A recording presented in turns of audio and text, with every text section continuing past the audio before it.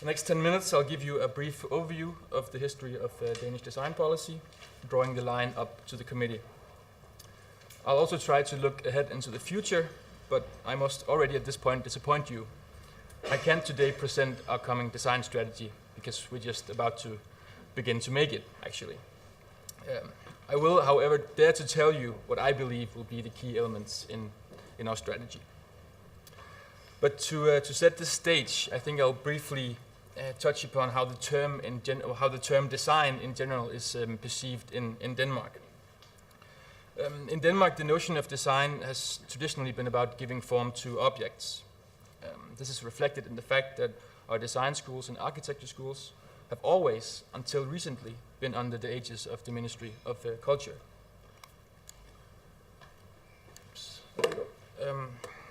In Denmark, design is about beautiful and functional objects like these.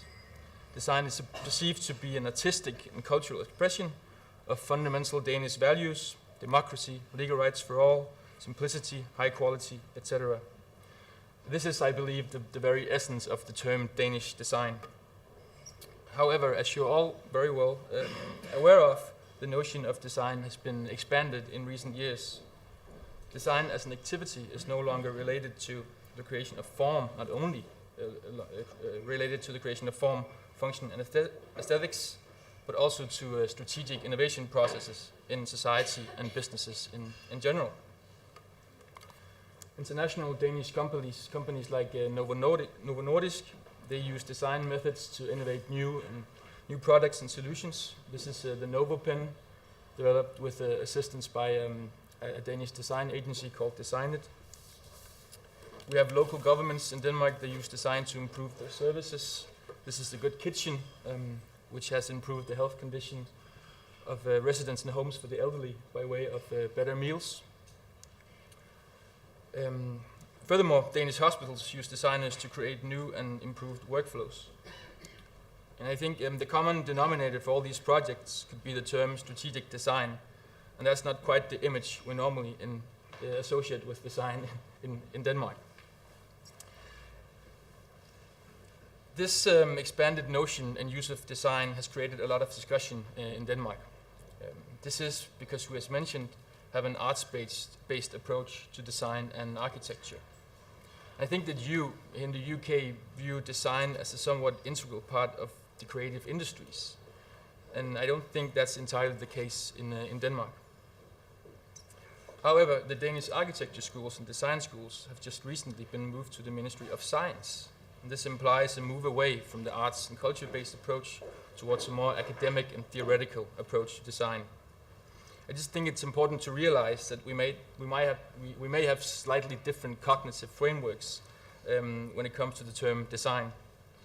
In Denmark, when discussing design, the importance of a hands-on arts-based approach will always be put to the front, and maybe rightly so. Leaving aside this interesting discussion, I'll give you a brief overview of the recent history of Danish design policy. I don't know if you can read it, but I'll just read out the highlights here. In Denmark, design and design policy has been pretty high up on the political agenda for more than 15 years. In '97, I think we were one of the first countries to issue a white paper on design. And the focus on this policy was, among others, to increase the awareness of the value of design among SMEs. It was to encourage the public sector to demand good design, and it was to strengthen design competencies. Then later in 2000, whoops, I'll skip that. Whoa, what's going on here? Yeah, sorry. Then later in 2003, this white paper was followed by a design policy that focused on design as a business tool, implying this move away from the arts-craft approach to a more business-oriented notion of design. In 2003, we also turned the Danish Design Center into a national center for design and innovation, and the Index Award was launched honoring design to improve life. And then in 2007, the government launched the latest design policy called Design Denmark, that focused on, among other, the creation of a better functioning market for design by targeting companies using design services. It also looked at how we could secure more commercially oriented design competencies to meet the demands of the corporate sector. And finally, it sought to update the image of Denmark abroad as a design nation. Then last year, the Design 2020 Vision Committee was appointed, and June this year, it released its recommendation. So let's take a closer look at the committee. I'll skip that one. 10 minutes. According to the mandate of the committee, the previous government expected design to become an even more powerful driver of innovation in the future. And this signals that the committee continues this historical development in design policy towards a more process-oriented definition of design. And following the mandate, the committee was to suggest how design can contribute to further growth, productivity, and innovation, areas in which Denmark, like many other European countries, faces substantial challenges right now. So the assignment of the committee was to draw up a vision for Denmark as a design nation in 2020, to discuss and outline the major challenges in the field of design leading up to 2020, and to suggest focus areas that will contribute to the fulfillment of the vision within 5 to 10 years. And there's some few details from the process. We had a series of meetings, and they discussed, among other, design as a driver of innovation, design research, education and competencies, Denmark's position on the global map, and we had invited guests from abroad, among other Mr. David Kester, who's here today, to inspire the committee, which was very helpful.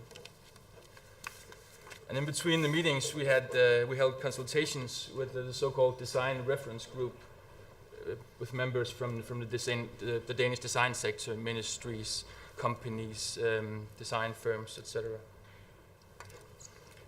Enough about process. This is the vision of the design committee. I'll just give you a few seconds to read it if you can. It's really a vision encompassing society as a whole, which has some implications when we have to follow up with the policy, but I'll get back to that later. This overall vision is supported by 18 underlying visions and 23 roadmaps within these areas. Design as a driver of innovation in society in general, design competencies, the schools, design research and knowledge sharing, and then branding of design from Denmark. Let's look at design as a driver of innovation. One of the sub-visions, or the vision within this field, was that in 2020, design permeates Danish public and private organizations and plays a key role in meeting societal challenges. And some of the roadmaps are that we should strengthen the sharing of knowledge about design as a driver of innovation, should establish public-private partnerships with the aim of solving some of these grand societal challenges, for example, health and climate issues. And we should become better at using design in the public sector for better and more efficient service, for example, via procurement, intelligent regulation, etc. Unsurprisingly, the committee discussed the definition of design and the Danish design DNA quite intensively. In short, they concluded that although the notion of design has expanded, it's important that this art-based approach remain a focus in future Danish design policies. Design competencies, sub-vision in 2020. Denmark is a front runner in educating T-shaped designers with a combination of highly specialized skills and general competencies. And how to make this happen? Focus on new and emerging design disciplines in the schools. Creation of graduate design programs for designers and non-designers working with design. And better cross-disciplinary collaboration between designers and the private and public sector. Let me just say that under this topic, they discussed quite intensively what kind of design competencies will be necessary in the future. As I mentioned, Danish design is rooted in this art-based approach, but the expanded notion of design calls for new competencies. So the question was, how do we avoid making future designers jacks of all trades and masters of none? So that was why the discussion centered on the T-shaped concept, which I'm sure some of you are familiar with. Moving on to design, research, and knowledge sharing. The vision is here that in 2020, design research significantly leverages design education and contributes to innovation in the public and private sectors. And the roadmap, a few of them: strengthen design as a research discipline. It's very new in Denmark, dates back to 2003 formally. And we need to become better at building bridges between design research and the private and public sectors. And finally, branding, design from Denmark. In 2020, Denmark is a global design hub, attracting international design talent and companies in need of new solutions. Remember that this is a vision. And how do we get there? We have to become better at coordinate the existing and future branding activities. And maybe we should look into hosting international design events like Finland does next year. That was just a very brief overview of the committee's work. Now, how do we go about turning this into a strategy? The government's work plan, the new government, was issued back in October, and fortunately that calls for a design strategy too. And I'm pretty confident that although this committee was appointed by the former government, the committee's work will be a cornerstone in our new design strategy. It had very broad representation from all parts of society. We haven't begun to develop the strategy yet, but I think these areas will be in focus.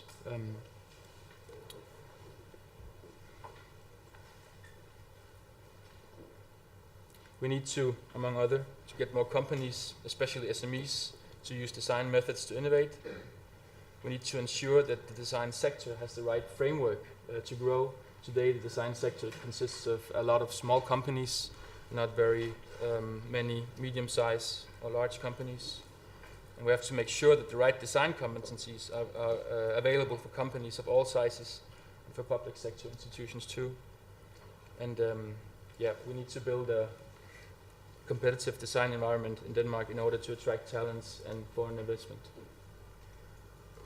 The question is, how do we then, in times of severe financial constraint, one may say, transform the vision into a concrete strategy?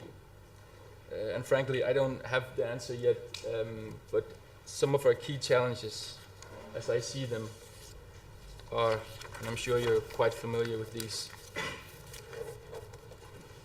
I think we need to become better at understanding how exactly design and design methods contribute to growth, productivity, and innovation. And we need to know how to put it into effect without additional public spending.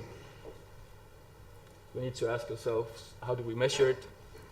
How do we teach it at the design schools and at the universities? And how do we brand our country by way of it?